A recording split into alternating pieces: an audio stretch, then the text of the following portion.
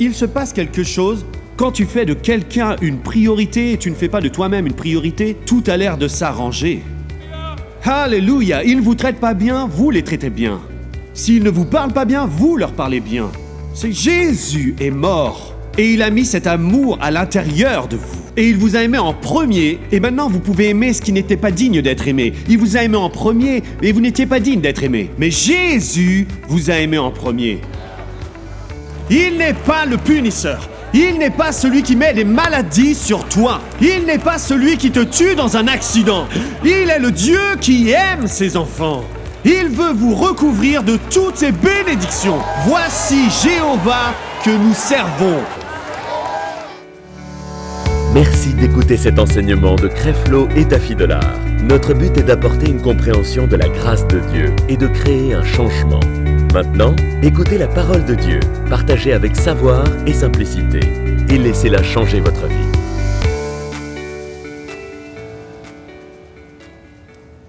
Vous voyez, la grâce de Dieu pourvoit à tout ce dont nous avons besoin. Mais la foi s'en saisit. Dites-le fort, la foi s'en saisit. Qu'est-ce que la foi saisit? La foi saisit ce que la grâce a rendu disponible. La foi saisit ce que la grâce a déjà pourvu. Et qu'est-ce que la grâce a pourvu? Tout ce dont nous avons besoin. Tout ce dont vous avez besoin dans votre vie et votre spiritualité a été pourvu dans le sang de Jésus. La faveur non méritée, l'amour, et je remercie Dieu pour ça. Je crois qu'aujourd'hui, cela va être un tournant pour votre vie, pour l'Église. Je l'ai déjà expérimenté. J'ai reçu cette parole pendant cette semaine, je l'avais attendue depuis plus de 30 ans. Merci Jésus. Amen. Je n'avais jamais vraiment su comment l'approcher. Mais grâce à Dieu, maintenant je le sais. Je veux commencer par vous parler à propos de la pertinence de la grâce de Dieu. La pertinence de la grâce de Dieu. Mais qu'est-ce que ça veut dire d'être pertinent? Parce que je ne crois pas qu'on le définisse bien, parce que vous savez, il y a beaucoup de fois où les personnes essayent d'être pertinentes. Et ce qu'ils font, c'est s'ils ne font pas attention, c'est qu'ils vont se retrouver comme, vous savez, plus comme le monde que Dieu. Ce n'est pas ce que ça veut dire être pertinent. Ça ne veut pas dire tu perds ton identité. Mais Dieu t'appelle à être vraiment pertinent. Être pertinent veut dire être connecté avec ce qui est important. Quand tu es pertinent, tu es connecté avec ce qui est important. En d'autres mots, quelle pertinence, laissez-moi utiliser un synonyme, quelle signification a Dieu dans votre vie? C'est ce que ça veut dire être pertinent. C'est ce que ça signifie. Comment Dieu est connecté à ta vie. Comment la grâce de Dieu est connectée à ta vie. Quelle signification a Dieu quand vous recevez un rapport du docteur qui dit que vous avez un cancer? Qu'est-ce que Dieu signifie à ce moment-là? Que signifie Dieu et quelle est la pertinence de Dieu quand vous savez, vous êtes près du divorce dans votre relation? Quelle signification a Dieu quand vous avez des dettes ou bien des manques, que vous ne pouvez payer vos factures et que vous venez de perdre votre job? Quelle pertinence a Dieu quand vous avez des conflits ou émotionnellement vous êtes tourmenté par la dépression et la peur, que vous êtes blessé, que vous êtes seul? Quelle signification a Dieu? La raison pour laquelle je parle de ça, c'est parce que j'ai noté qu'il y a une épidémie dans notre pays. Je ne sais pas pour les autres pays, je n'ai pas voyagé cette année, mais il y a une épidémie dans notre pays et j'ai pu remarquer quelque chose. Et c'est ceci, personne ne connaît la Bible. Ils ne connaissent rien du tout. Ils sont en train de vivre avec les petites choses qu'ils ont eues quand ils étaient petits et que maman les amenait à l'église. Non seulement ça, mais si c'était un germe, ça aurait une proportion épidémique. Mesdames et messieurs, les gens ont été formés par la religion et enseignés que Dieu est seulement pertinent quand c'est l'heure de mourir. Parce que nous avons prêché à propos du Dieu dans le temps d'après. En d'autres mots, voici l'attitude du monde d'aujourd'hui. Je n'ai pas besoin de Dieu jusqu'à ce que je meure, parce que j'ai besoin de lui pour aller dans le ciel. Parce que nous avons parlé de Dieu dans la perspective du ciel et de l'enfer. Si tu ne veux pas aller en enfer, donc tu as besoin de Dieu. Si tu n'as pas Dieu, tu iras en enfer. Et donc finalement, la plupart des gens pensent que tu sais, je suis pas mourant, ou bien je suis pas vieux, je suis pas mourant. Et donc, quelle est la signification pour moi d'avoir Dieu dans ma vie? Je n'ai pas besoin de Dieu, je n'ai pas besoin de lui jusqu'à ce que je meure. Et donc Dieu n'a aucune pertinence dans la vie de beaucoup de personnes dans le monde aujourd'hui, parce qu'ils ne sont pas sur le point de mourir. Et personne n'est en train de penser à Dieu jusqu'à ce qu'il soit sur le point de mourir. Pourquoi? Parce que on ne prêche pas, ou parce que nous devons continuer de prêcher tout le conseil de Dieu. Vous voyez, nous avons seulement prêché Dieu dans la perspective de... Vous savez, Jésus est mort pour sauver l'homme du péché, et donc, veux-tu le recevoir et être sauvé? Et donc aller au ciel et éviter l'enfer, et c'est seulement ça. On ne voit pas la signification d'avoir Dieu dans la vie de tous les jours, parce qu'on ne nous a pas dit quelle pertinence il peut avoir quand nous sommes seuls et quand les émotions vous tourmentent, quand le docteur dit que vous êtes malade, qu'il y a des manques dans votre vie. Parce que quand on commence à prêcher toutes les choses que la grâce a pourvues, parce que les gens ne l'ont pas entendue, c'est immédiatement qu'ils la rejettent. Vous voyez, Jésus n'est pas uniquement mort juste pour pardonner vos péchés. Merci Seigneur, il nous a pardonné nos péchés, nous apprécions ça, hein. Mais il est aussi mort pour que vous soyez délivrés des addictions aux drogues, des addictions au sexe, n'importe quelle autre addiction. Jésus peut vous libérer de toutes sortes d'addictions.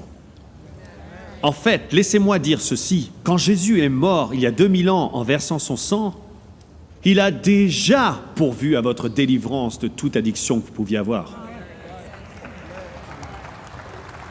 Maintenant, vous devez m'écouter parce que ce que je prêche ce matin, c'est ce que le diable essaie de battre, essaie de me combattre. C'est ce que le diable essaie de faire pour me discréditer, parce que je suis en train de lui enlever ses outils. Je vous dis à vous que vous n'êtes plus condamnés maintenant, que Satan utilise la condamnation. Je vous dis que vous n'avez plus à être culpabilisé. Satan utilise la culpabilité. Et l'Église a culpabilisé. Pendant longtemps, l'Église a culpabilisé. Et je suis en train d'enlever ces outils dans la main du diable, et il ne pourra plus les utiliser contre vous. Je vous dis que Dieu n'est pas un punisseur. Il n'est pas un punisseur. Il n'est pas celui qui punit parce que tu n'as pas fait les choses parfaitement la semaine dernière. Il ne te punit pas parce que tu as oublié de dire tes prières hier. Dieu n'est pas un punisseur. Vous voyez, vous avez mis ça comme si c'était à propos de vous, mais c'est pas à propos de vous. C'est à propos de son histoire. Oh, vous allez devoir m'aider parce que je n'ai rien entendu là. Vous entendez ce que je suis en train de dire? Vous avez un ennemi, et son nom c'est le diable. Il vient pour tuer, voler, détruire, et Satan ne veut pas que vous connaissiez la vérité.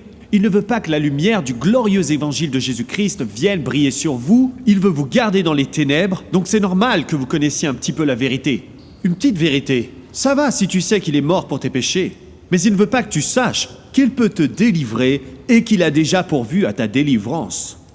Dans chaque domaine d'esclavage que tu peux avoir dans cette vie. Merci Seigneur, c'est comme une pilule qui guérit tout ce qui va mal chez toi. Jésus a déjà pourvu la délivrance de tout esclavage que tu pourras avoir dans cette vie. Vous voyez? Donc le sang de Jésus ne délivre pas seulement du péché, mais il vous délivre aussi de tout esclavage. Le sang de Jésus, il y a une part de la rédemption. Il a pris vos maladies, il a pris vos infirmités, il a pris votre esclavage. Mais il a aussi pourvu, je vais le dire de façon forte et claire, finance et prospérité. Il a déjà, à travers le sang de Jésus, Jésus a pourvu finance et prospérité pour toi. Et personne ne voit la signification que ça a quelque chose à voir avec Dieu. Quand bébé a besoin d'une paire de chaussures et quand tu as déjà une facture d'électricité ou quand tu as une facture de gaz, ton téléphone n'a plus de crédit, tu attends ton prochain paiement, ton chèque de paie est versé et tu as encore plus de factures. Personne ne fait attention à Dieu parce que la question la voici. Comment Dieu peut m'aider ici? Et le sang de Jésus, une part de la rédemption. Et maintenant, il y en a de vous qui me regardent. Quoi, la Bible ne parle pas de prospérité? Oh Seigneur Jésus. Psaume 35, verset 27. La Bible dit que Dieu prend plaisir dans la prospérité de ceux qui le servent. Proverbe chapitre 10, et je crois au verset 22. La bénédiction de l'Éternel enrichit, et il la fait suivre d'aucun chagrin. Deutéronome chapitre 8, verset 18. Je te donne le pouvoir d'acquérir ces richesses, afin de confirmer mon alliance. 2 Corinthiens chapitre 8. La Bible dit d'une manière très claire que lui qui était riche est devenu pauvre, afin que par sa pauvreté, nous devenions riches. 3 Jean, verset 2 dit « Je prie par-dessus toute chose que tu prospères et sois en bonne santé, comme prospère l'état de ton âme. » Alors si vous n'avez pas lu la Bible, taisez-vous. Parce que le sang de Jésus a recouvert et pris vos manques, a pris vos dettes, et il est mort et a versé son sang pour que vous receviez la prospérité qu'il a rendue disponible pour vous. Mais quand tu prospères, il reçoit la gloire parce que tu vas dire à tout le monde « Jésus a fait ceci ». Donc il y a une pertinence concernant ce que Jésus a fait il y a 2000 ans pour que tu sois prospère dans tes finances et pour ton mariage. Il y a des gens qui divorcent parce que même en faisant des thérapies, les conseils ne marchent pas pour eux, les thérapeutes ne fonctionnent pas pour eux. Vous finissez par trouver un thérapeute, vous refusez le conseil et vous lancez la procédure de divorce. Votre seul ami, c'est le juge qui signe la procédure de divorce. Mais Jésus, il y a 2000 ans, est venu verser son sang pour vous réconcilier. Et c'est ça, la meilleure manière de faire marcher votre mariage, c'est de mettre Jésus au centre de votre mariage. Parce que quand Jésus est le centre de votre mariage, peu importe celui qui ne fait pas ce qu'il est supposé faire, Jésus, la première place où Jésus s'est montré était un mariage. Et donc la signification qu'il se soit montré un mariage, c'est pour te dire que Jésus veut avoir une pertinence dans ton mariage, c'est sûr. Et Jésus s'est montré à un mariage, et il y avait un manque à ce mariage, il y avait un manque de vin. Et Jésus dit, laissez-moi vous montrer ce que je vais faire dans votre relation. Allez chercher de l'eau. Et il changea l'eau en vin. Et ça n'a pas pris 3 ans pour le faire. Et Jésus l'a fait en moins d'1 minute. Et je vous dis que vous pouvez avoir des problèmes dans votre mariage. Si vous laissez Jésus être le centre de votre mariage, il va tout remettre en ordre en quelques minutes. Tu as besoin d'un sauveur dans ton mariage et la provision a déjà été faite. Et Jésus peut se montrer et te donner ce pourquoi il est mort pour sauver ton mariage. Vous n'avez pas à divorcer secrètement. Vous n'avez pas à vous séparer. Tout ce que vous avez à faire, c'est prendre avantage de ce que Jésus a rendu disponible pour votre mariage. Wow, frère Dollar, attachez vos ceintures parce que c'est la vérité là maintenant. C'est la vérité ça, frère Dollar. Comment Jésus pourrait m'aider dans mon mariage? Tu ne comprends pas ce que j'ai vécu. Tu ne comprends pas comment j'ai été traité. Tu ne comprends pas la douleur que j'ai. Tu ne comprends pas. Tu ne comprends pas. Tu ne comprends pas. Donc voici ce que Jésus dit. Il dit, voici ce dont il s'agit. La racine de tout, les maux, l'amertume, les blessures, c'est l'égocentrisme. Quand vous êtes égocentrique, c'est la seule manière de sentir les choses que je viens de décrire. Car quand vous ne faites pas le focus sur vous-même, ce que quelqu'un vous fera ne vous blessera pas. Quand vous ne faites pas le focus sur vous-même, ce que disent les gens de vous ne vous affectera pas. Quand vous pouvez être délivré de vous-même, donc, écoutez, l'égocentrisme est la source de l'amertume et des conflits. C'est l'ennemi juré de l'humilité.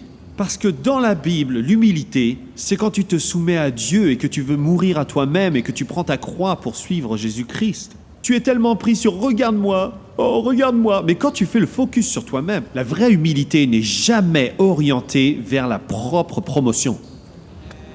C'est toujours tourné sur Dieu et sa promotion. Quoi? Oui, Il faut arrêter tous les divorces dès maintenant. Soyez délivrés de vous-même, parce que c'est là où vous vous trompez. Vous vous trompez en pensant que lorsque vous aurez divorcé d'avec cette personne, avec l'autre partenaire ce sera bon. Non, car chaque partenaire devra faire avec votre égocentrisme. Tant que vous ne lâchez pas votre égocentrisme, vous ne serez heureux avec personne, parce que vous n'êtes pas heureux avec vous-même.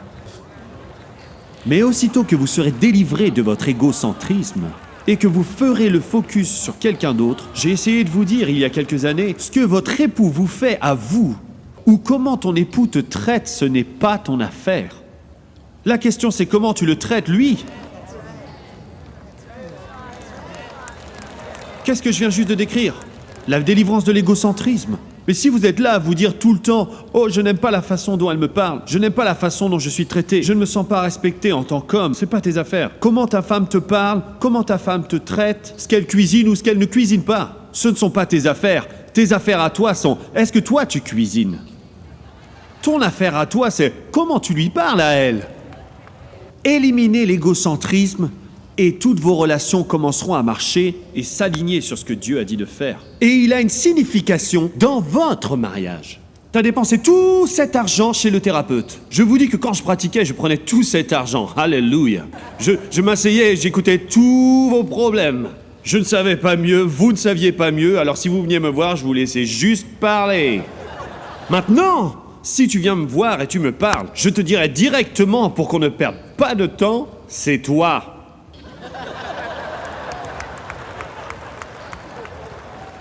Sois délivré de toi-même et tout va changer. Et vous savez, la prochaine question est à propos de lui. Ce ne sont pas tes affaires. Il se passe quelque chose quand tu fais de quelqu'un une priorité et tu ne fais pas de toi-même une priorité, tout a l'air de s'arranger. Alléluia! Ils ne vous traitent pas bien, vous les traitez bien. S'ils ne vous parlent pas bien, vous leur parlez bien. C'est Jésus est mort. Et il a mis cet amour à l'intérieur de vous. Et il vous a aimé en premier, et maintenant vous pouvez aimer ce qui n'était pas digne d'être aimé. Il vous a aimé en premier, mais vous n'étiez pas digne d'être aimé. Mais Jésus vous a aimé en premier. Pertinence. Maintenant, il y en a de vous qui disent, tu sais frère Dollar, tu sais, délivrer de l'égocentrisme, ça a l'air difficile, non? Oui, c'est vrai, vous allez devoir vous occuper de ça jusqu'à ce que Jésus revienne ou jusqu'à ce que vous mouriez.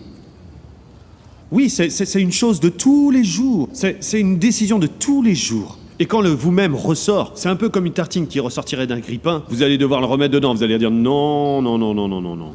Je sais qu'à chaque fois que vous vous mettrez en travers, les choses ne marcheront pas comme elles devraient. Mais tout ça vient de la pertinence de Dieu dans nos vies.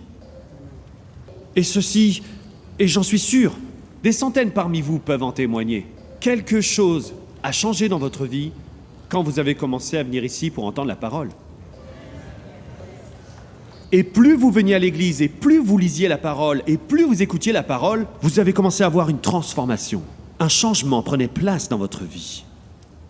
Et les gens ils ne comprennent pas. Et laissez-moi vous dire, je prophétise cela sur vous.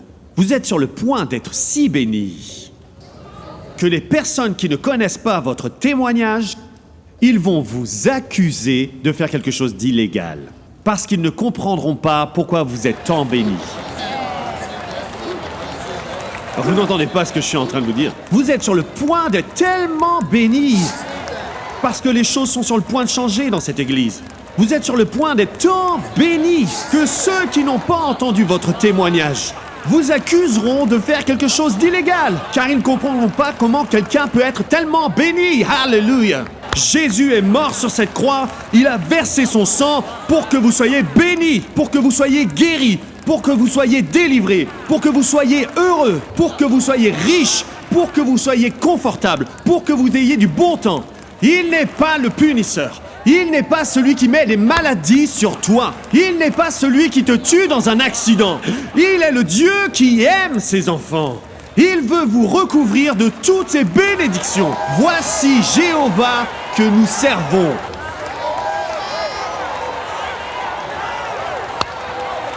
Voici notre Dieu.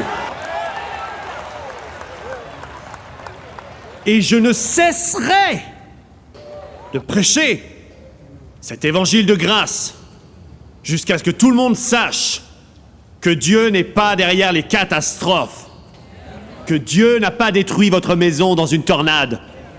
Alléluia. que Dieu ne vous a pas donné de maladie pour vous enseigner quelque chose. C'est un père, c'est pas un abuseur. Alléluia. Et Dieu n'est pas celui qui te condamne pour te faire sentir mal à propos de quelque chose que tu as fait il y a 10 ans. Il dit qu'il n'y a désormais plus de condamnation pour ceux qui sont en Jésus-Christ. Alléluia. Et si tu es en Jésus, il n'y a plus de condamnation, plus de culpabilité. Il n'y a plus de peur d'aller en enfer quand tu vas mourir. Parce que si tu es assis avec lui dans les lieux célestes, tu y es déjà. Alléluia. Mais vous voyez, ce sont les outils du diable. Il s'est introduit dans l'Église et la religion, et on a prêché la condamnation, culpabilité et honte pour essayer de vous garder à l'Église. Et maintenant, il y a une génération de jeunes personnes qui n'achèteront pas ça. Dites à un jeune que quand il va mourir, il va aller en enfer, il va vous demander pourquoi. Tu vas lui dire parce que t'as fait ci, parce que t'as fait ça, parce que t'as fait ci, et là il va te dire t'as pas dit que Dieu était amour. Bah pourquoi un Dieu d'amour m'enverra en enfer pour ci ou ça? Et là vous direz arrête d'être aussi intelligent. Non, vous allez devoir répondre à cette question. Ou un tel et un tel sont morts. Alors pourquoi Dieu les a laissés mourir? Tu sais, il a voulu prendre une fleur de son jardin sur la terre, et il voulait la planter dans le ciel, et ils vont pas acheter ça. La première chose qu'ils vont dire, c'est « Je ne veux pas servir un Dieu qui va prendre des fleurs sur la terre pour aller les planter dans le ciel, j'en veux pas de ça. » Il faut que tu me dises pourquoi. Il faut que tu expliques pourquoi. C'est parce qu'il y a le diable qui rôde. Et Satan est venu pour tuer, voler et détruire. Mais Jésus dit « Je suis venu afin qu'ils aient la vie et qu'ils l'aient en abondance. » Et ça, ce n'est pas Dieu. Alors si vous voulez renvoyer le diable, soyez sauvés, soyez remplis, soyez prêts à y aller. Et attaquons le diable tous ensemble. Et si vous donnez à un jeune une cause, ils se rallieront à la cause. Mais si tu utilises les vieux trucs qui étaient utilisés sur toi, tu sais, le feu de l'enfer et le feu et le soufre, ça marche pas ça. Ça ne marchera pas avec la plupart des gens parce que quand les gens ne voient pas la pertinence de Dieu dans votre vie de tous les jours, ça ne va pas marcher quand tu vas leur dire tu vas mourir et tu vas aller en enfer. Ils vont dire « Hey mec, je suis déjà en enfer là alors. Je suis déjà en enfer, je peux pas payer cette facture, j'ai perdu ma famille, j'ai perdu mon job, j'ai rien à manger, j'ai une maladie, alors tu peux y aller. » Je ne ferai plus ça maintenant. Si vous utilisez ces choses pour condamner des tactiques pour que les gens viennent à l'église, ils vous diront « Puisque je vais en enfer, et puisqu'il semble que je ne pourrai jamais plaire à Dieu, je fais mieux de rester chez moi. Au moins, ça ne me fait pas perdre du temps à essayer de m'habiller. » Et ça, c'est encore une chose de bien s'habiller. T'as pas besoin de bien t'habiller pour aller à l'église le dimanche. Tu peux venir à l'église même en jogging, si tu le veux. T'entends ce que je dis? C'est pour ça que la semaine dernière, je suis venu sans cravate et avec un jean, et il y en a qui ont presque levé le doigt pour dire « Oh là là, ça c'est un rétrograde. » J'essaie de vous faire comprendre que je peux être juste et sain en portant un jean sur moi, comme je peux porter un costume.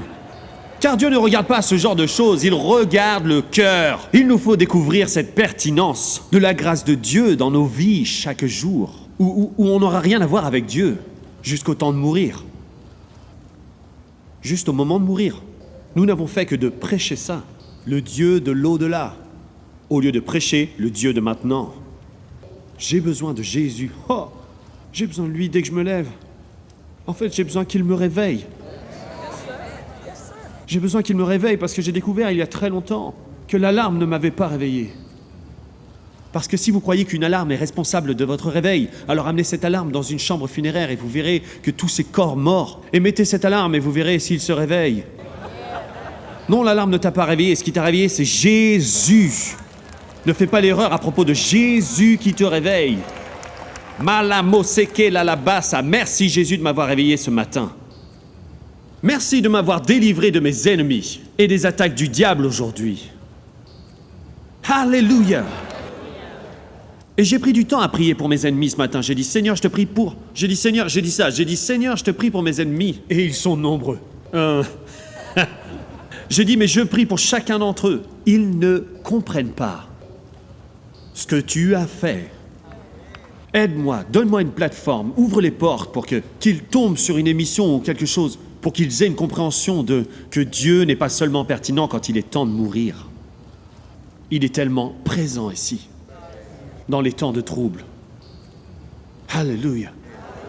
Il est celui qui peut t'aider quand quelque chose ne va pas dans l'avion, j'en suis témoin. J'en suis témoin et je vous dis, quand le pilote est à l'avant, vous êtes dans un vol commercial, et il vous dit « on a perdu un moteur ». Et tu peux dire « ok Dieu, on est ensemble hein. ». Il va te dire « oui, je suis là ». Et tu peux avoir le plus gros réveil dans cet avion, et tu peux commencer à prêcher Jésus, parce que, écoute, ils vont commencer à y penser là, parce qu'ils sont près de la mort.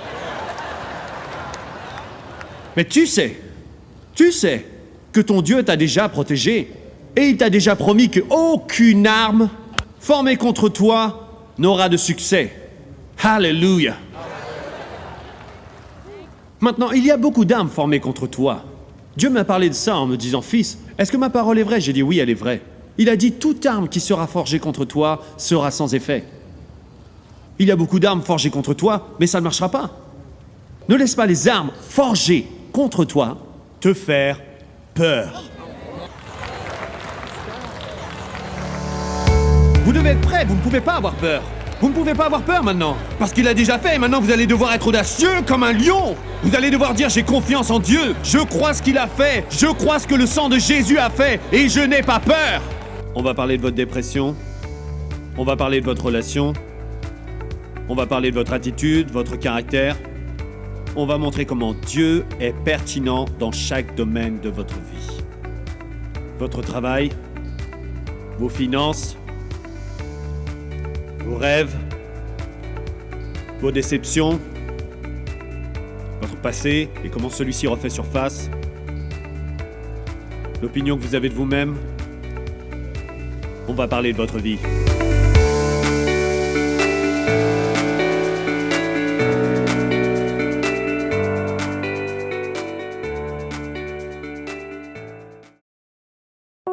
Cette émission est rendue possible grâce au précieux soutien des partenaires d'Enseigne-moi Canal International. Retrouvez tous nos programmes sur emcitv.com.